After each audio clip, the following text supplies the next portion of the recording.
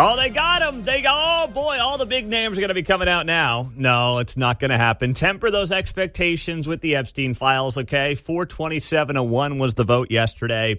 Senate's going to pass it. Trump will sign it, and we'll get a lot of redacted nonsense that will keep the media busy. We'll keep them going after. But Trump, for the next few weeks, couple of months, whatever it ends up being, and nothing will come out of it. But this piece by Byron York in the Washington Examiner was the greatest thing I've read over the last 24 hours about these Epstein files. And here's the headline. They knew Epstein was guilty of trafficking underage girls. They stuck with him anyway, except for Trump. I wish I could hand this article to all the people who were on the street corner in Johnson County on Sunday when I was driving around with my 4-year-old, and they were screaming about releasing the files and pedophilia this with Trump and pedophilia that for Trump. I wish I could give them this article from Byron York. And I typically don't like to read an article on the air, but I actually feel I want to read part of it on the air just to give you the full story of what he's talking about here, because it is the most valuable piece I've read in the last day with all this nonsense getting so much attention. And I'll share it on social media as well. So he goes on to start here by noting, they knew Epstein was guilty of trafficking underage girls. They stuck with him anyway, except for Trump. In 2014, the journalist turned advisor Michael Wolff wrote an unpublished profile of Jeffrey Epstein. This was a few years after Epstein served a prison sentence for sex trafficking a minor girl. Epstein gave Wolff, who had once hoped to go into business with the financier, access to his absurdly vast house in Manhattan and his life in it. We have the profile Wolff wrote because he emailed it to Epstein, not the sort of thing most journalists would do.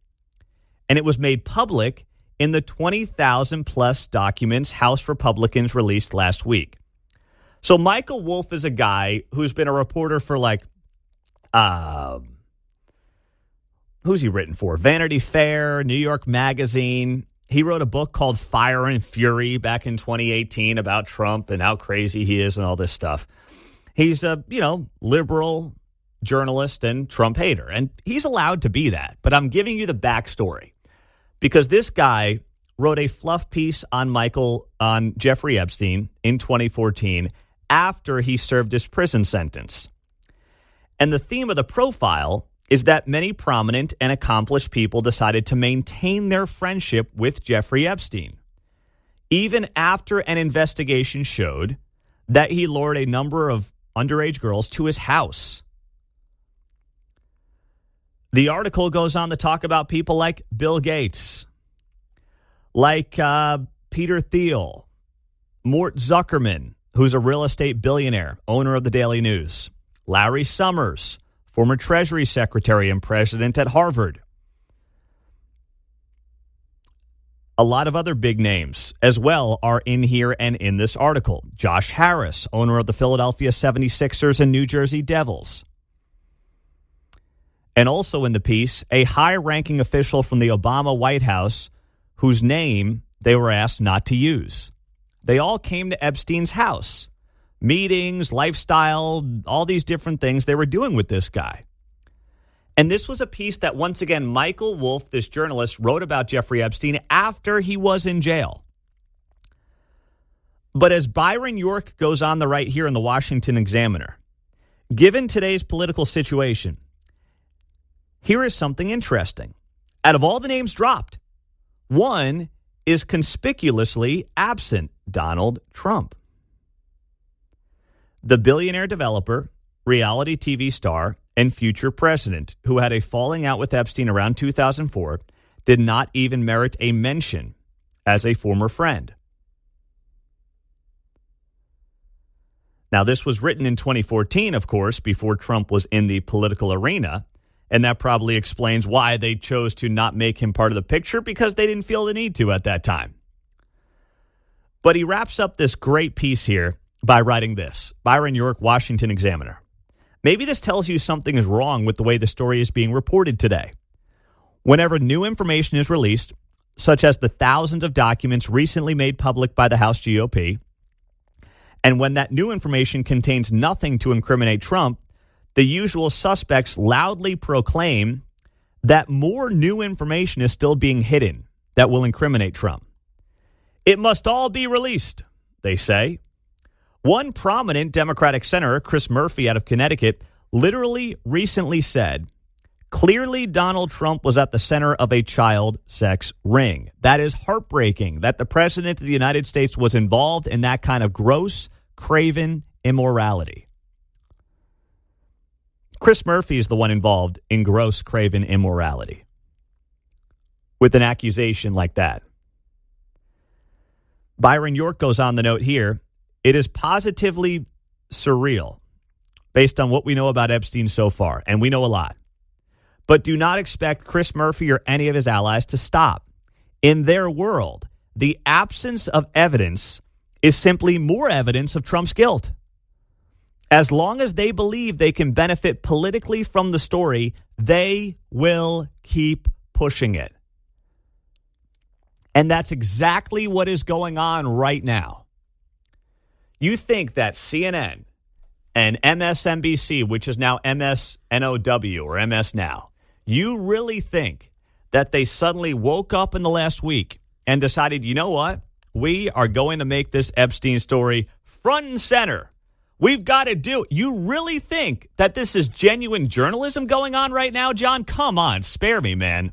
Oh, I can see the promo now. Season 2, The Lost, Epstein Files, The Lake House. Yes, that's what's coming, man. I mean, anything for those ratings, anything to try to be like, we're on the verge of getting them. Trump. It's in many ways, Russia 2.0 is kind of what this is starting to feel like. And that's where it feels like this is going. And that's why I'm sitting here and I'm like, if you really think that Democrats and Republicans came together on this vote 427-1, knowing full well they were going to expose their donor class, all the elites in the tech industry that are suddenly all ready to just go down in flames, you have got to be kidding yourself. But there are people out there who are convinced on both sides of the political aisle that the whole system's about to crash and burn. And I understand watching and wanting the system to crash and burn is appealing to a lot of people, myself included on some days. Depends what kind of mood I'm in. But in some days, I'm with you. But this ain't going to be it. I promise you, if you think that the whole world and the political landscape is controlled by a small cabal of people who were all involved with Epstein, then why would the entire political class vote yesterday 427-1 to release this stuff? If their donors were about to get smoked, if their bosses and the leaders of their parties were about to get smoked. I mean, just use common sense on that front. Mike is in Olathe. Go ahead, Mike. I think this Murphy guy's I think he's taken the Adam Schiff role all of a sudden with most things, because he just spews crap out that is untrue, that was collusion for 4 years. Now it's this. It's anything they can get, because there's nothing else that they have. I mean, they had to divert about the Schumer shutdown being a joke. So now this has been the front and center thing. But the irony is, the more they talk and the more they want it exposed, I think it's going to expose them as how they are, but they still do it. It's massive Trump derangement syndrome in such a way that I think it's so ingrained they don't even know that they have it. And your point about the vote is exactly right. He just sounds so much like Schiff, what all these guys do. And I think Trump, in all of his noise, I think he might be wanting to hold it back until now, just maybe to protect some people. I think that's how the kind of guy he is. I think he doesn't need the noise, but honestly, these guys are a joke, and Murphy reminds me so much of Schiff anymore, just taking over the role. Well, I mean, there's plenty of candidates for that top character of the year on the Democratic side. You're right about that. But here's the other part of this, right? I sense so many people who are out there who really think they're going to get the most powerful people named and blown out of public life. And I understand the want for that. But I'm here to promise you, Congress did not vote on this. The Senate did not approve it, knowing that that is going to happen. It's not. All this is the dog and pony show around Trump. And then once Trump's not in it or they don't get what they want, they're going to claim that things that are redacted are actually really about Trump. And on and on and on we go. It is journalists masking as political allies of one side of the aisle. That's it. That's the game that's being played here. And in the meantime, none of these people are actually doing things on behalf of the American people. Well, most folks are like, hey, can the rent come down a hair? Can we figure out how to get the home market moving along? Can we get the price of the grocery store down? I mean, can we do those things that people actually care about? Nope. Don't worry. Here's our, Epstein files we're dangling out there for you, John. I'm with you. It's like you got to get your basic assignments done before you work extra credit. There's always been something. J. Edgar Hoover, who shot JFK, Martin Luther King. Ooh, aliens in the sky. Hey, what are those drones doing?